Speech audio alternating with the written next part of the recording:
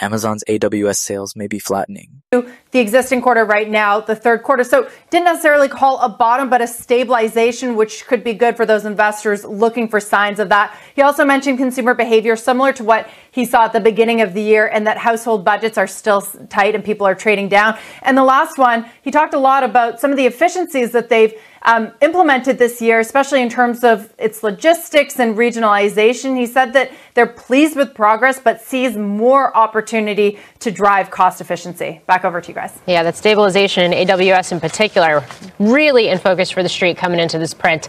Deirdre Bosa, thank you. George, you're a shareholder here in Amazon as well. I want to get your reaction to those comments. And with the stock up 7% right now on the heels of those earnings, maybe Apple's in no man's land, but would you be buying this one?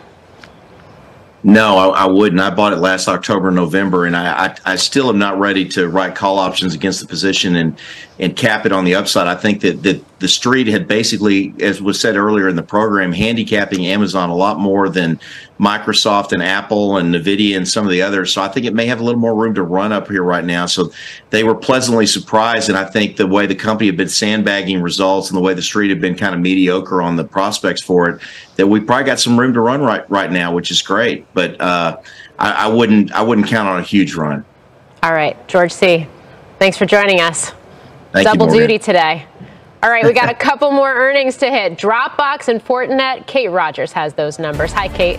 Hey, Morgan, those stocks moving in different directions. We'll start with Dropbox shares up over 4% on its report. Beat on the top and bottom lines. Adjusted earnings beat 51. I would not buy Amazon at this price. Would you guys buy?